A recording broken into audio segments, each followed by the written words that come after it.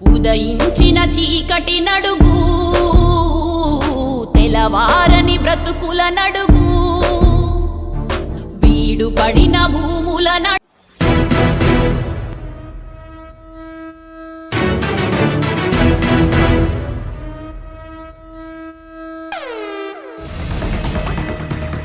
Eluru MLA Badeti కోట Ramarao alias బుజ్జిది రాజకీయ నేపథ్యం గల కుటుంబం. ఇతని తాతల హయాం నుంచి ఏలూరు రాజకీయాల్లో తమకంటూ ఒక ముద్ర వేసుకున్నారు. 2014లో ఎమ్మెల్యేగా ఎన్నికైన బడేటి బుజ్జి గతంలో ఏలూరు మున్సిపల్ కౌన్సిలర్గా 2 సార్లు, వైస్ చైర్మన్గా 2 సార్లు పనిచేశారు. నియోజకవర్గం ప్రజలకు నిత్యం అందుబాటులో ఉంటూ వారి సమస్యలు పరిష్కరించడానికి బడేటి బుజ్జి మొదటి ప్రాధాన్యత ఇస్తారని నియోజకవర్గ ప్రజలు భావిస్తూ ఉంటారు.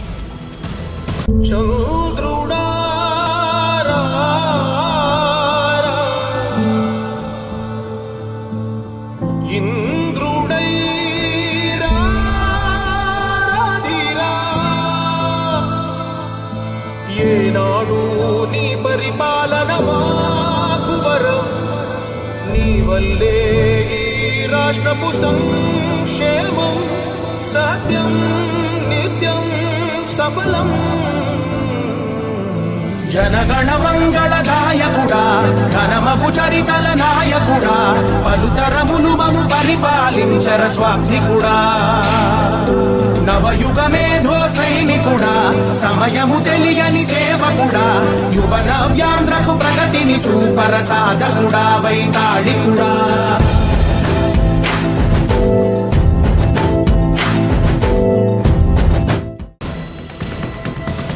మార్పులు రాకపోయినా మిగిలిన నియోజకవర్గాలతో పోలిస్తే మెరుగైన అభివృద్ధి జరిగిందని చెప్పుకోవచ్చు. ప్రధానంగా నగర సుందరీకరణలో ఎమ్మెల్యే చూపించిన శ్రద్ధ నగర ప్రజల నుంచి మంచి ప్రశంసలు అందుకుంది. రహదారుల వెడల్పు విషయంలో ముక్కుసూటిగా వ్యవహరించిన సందర్భాల్లో విమర్శకుల నుంచి సైతం ప్రశంసలు అందుకున్నారు.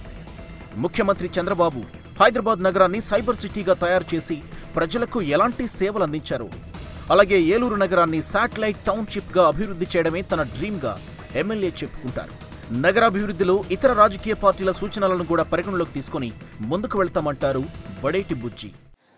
అంటే లో లెవెల్ ప్రజలు ఏ రకమైన సమస్యలు ఉన్నారు, ఏ రకమైన ఇబ్బందులు పడతారు, వాళ్ళకి వచ్చినప్పుడు అందుబాటులో ఉంటే వాళ్ళ సమస్య చెప్పుకుని ఆ సమస్య తీరినప్పుడు వెంటనే పని అయిపోతే వాళ్ళకి ఉన్నటువంటి హ్యాపీనెస్ ఇంకోటి ఉండదు. అదే రకంగా వాళ్ళకి సమయం కూడా వృధా అవ్వదు.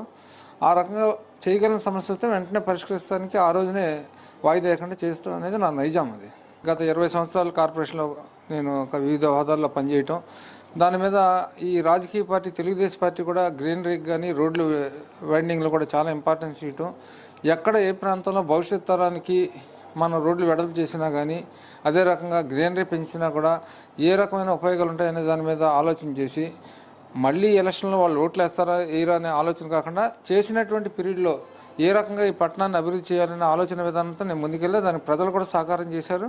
ముఖ్యంగా ఒక పీరియడ్లో ఈ పని చేసామనేది మనం ఒక పీరియడ్ చేసిన తర్వాత చెప్పాలి తప్పితే ఆ పీరియడ్లో ఏం చేయకుండా మళ్ళీ నాకు అవకాశం ఇవ్వమని చెప్పి వెళ్తాం అనేది కరెక్ట్ కాదనేది నా అభిప్రాయం.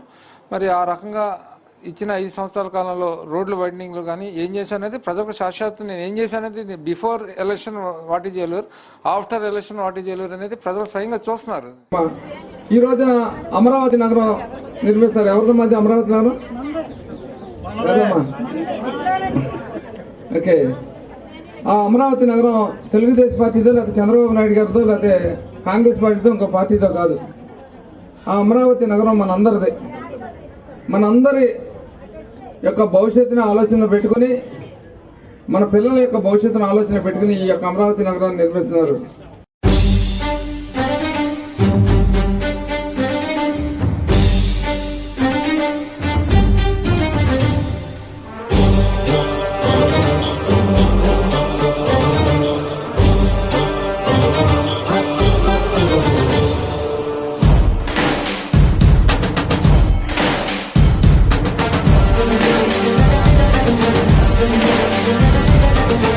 పేద ప్రజలందరూ కూడా ఆదుకుంటాం అనేది మా తాత తండ్రుల దగ్గర నుంచి నాకు వచ్చిన నైజం. దాన్ని కాపాడుకుంటూ వస్తూ గెలిపోవటం నిమిత్తం లేకుండా ప్రజలకి ఏ సమస్య వచ్చినా అందుబాటులో ఉండే నైజం, ప్రజలకి కష్టకాలంలో ఆదుకోవాలనేటువంటి ఒక లక్ష్యం నన్ను ఈ స్థితికి తీసుకొచ్చింది. రేటు బుజ్జిగానే నాకు మొదటి నుంచి ఏ పార్టీలో ఉన్నప్పుడు చిరంజీవి గారి దగ్గర ఉన్నా, ఇంతకుముందు చంద్రబాబు నాయుడు దగ్గర ఉన్నా, ఎన్టీ రామారావు గారితో ఉన్నప్పుడు కూడా అందరూ కూడా ఈవెన్ వాళ్ళు కూడా సీఎం గారు కూడా బడేటి బుజ్జి అని పిలుస్తాడు. ఆయన బడేటి లేకపోతే బుజ్జి అని పిలుస్తాడు. తప్పితే కోట రామారావు అంటే ఆయన కూడా కొత్తగా ఉంటుంది వాస్తవం చెప్ప.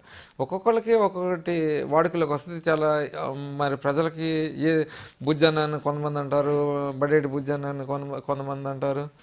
అలాగా ప్రజలకి చేరువుగా ఉన్నటువంటి పేరు నాకు దగ్గరలో ప్రజలందరూ పిలిచే పేరునే ముఖ్యమంత్రి గారు కూడా అదే పేరుతో పిలుస్తాం.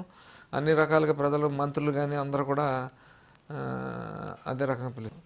నాకు ఒక నైజాం ఉంది, ప్రజలు ఎక్కడ కనిపించినా వాళ్ళకి సేవ చేయాలి అన్న తలంపుతోనే రాజకీయాల్లోకి వచ్చాను తప్పితే వేరే రకమైనటువంటి ఉద్దేశంతో కాదు. ఏదైతే నా తాత తండ్రులు రాజకీయాన్ని ఏదైతే వారసత్వ సంపద కింద నాకు ఇచ్చారో పేద ప్రజలను ఆదుకోవడానికి, అటు మా తాతగారు కానీ తండ్రి గారు కానీ అన్ని రకాలుగా రాజకీయాల్లో ఉండే వాళ్ళకి మా తాతగారు చనిపోతే కూడా ఒక వాక్యం రాయటం జరిగింది. రాజకీయాల్లో నిస్వార్థంగా పనిచేసేవాడికి ఏమీ మిగలదు, శూన్యమే. నేను కోరుకునేది అదే, నిస్వార్థమైన రాజకీయ నాయకుడికి మిగిలేది అదే అని చెప్పి చివరి పలుకులు తుది పలుకు మా తాతగారు ఆయన యొక్క డైరీలో రాశారు. ఆ మాటలకు అనుగుణంగానే మా తండ్రి గారు కూడా ఆయన చేసినటువంటి 2.5 సంవత్సరాల కాలంలో మున్సిపల్ చైర్మన్గా 2 సార్లు ముఖ్యమంత్రులు తీసుకొచ్చి ఈ పట్టణాభివృద్ధి విషయంలో అన్ని రకాల కూడా బీజాలు నాటి ఒక పాలనలో ఒక మార్గదర్శనం నిర్దిష్టమైన పాలనలో ఏ రకంగా చేయాలి ఏంటనేది చిన్నప్పుడే విద్యార్థి దశలో ఉన్నప్పుడే ప్రజా జీవితంలో రాజకీయ నాయకుల యొక్క పాత్ర ఇంత ఇదిగా ఉంటుందనేది నా చిన్నతనంలో నేను తెలుసుకున్నా. నేను ఒక ఎమ్మెల్యే కన్నా ఈశ్వరంగారావు మేనల్డ్గానే నేను ప్రౌడ్గా ఫీల్ అవుతాను. ముఖ్యంగా పదవి పనిచేయటానికి గురించి కానీ నాకు వ్యక్తిగతం పదవితో అవసరం లేదు. నాకు మీరు అన్నట్టుగా నాకు ఈశ్వరంగారావు మేనల్డ్గా, బడేటి వెంకటరాయ మనవడిగా చెప్పుకుని కూడా ఇక్కడ బడేటి శ్రీహరావు కొడుకు చెప్పుకుని కూడా చాలామంది అవగాహన ఎవరి దగ్గరైనా ఈ పదవి నాకు పని చేయటానికి తప్పితే వేరే రకంగా కాదు. మొన్న ఈ మధ్యన కూడా ముఖ్యమంత్రి గారు కలిసినప్పుడు నేను ఒకటే అన్నా, నీకేం కావాలంటే ఏలూరు సంబంధించిన అభివృద్ధి కార్యక్రమాల్లో నాకు అండగా నిలబడి అదే నాకు చాలని చెప్పాను. రాజకీయాల్లో మా తాతగారు ఏ రకంగా నిస్వార్థంగా చేశారనే దానికి రంగారావు గారు ఆర్టిస్ట్గా ఆయన నెంబర్ 1గా చేశారు. రాజకీయాలుగా మా తాతగారు అందరికీ ఆదర్శనీయంగా అయ్యారు.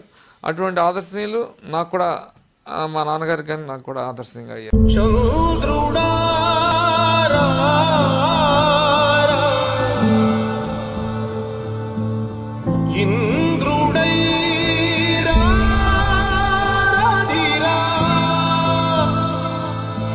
ఏనాడు నీ పరిపాలన మాకు వరం, నీ వల్లే ఈ రాష్ట్రపు సంక్షేమం సత్యం నిత్యం సఫలం.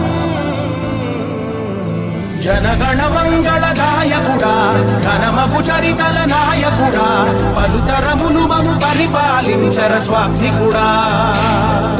నవయుగ మేధో సైనికుడా, సమయము తెలియని సేవకుడా, యువ నవ్యాంధ్రకు ప్రగతిని చూపర సాధకుడా, వైతాళికుడా.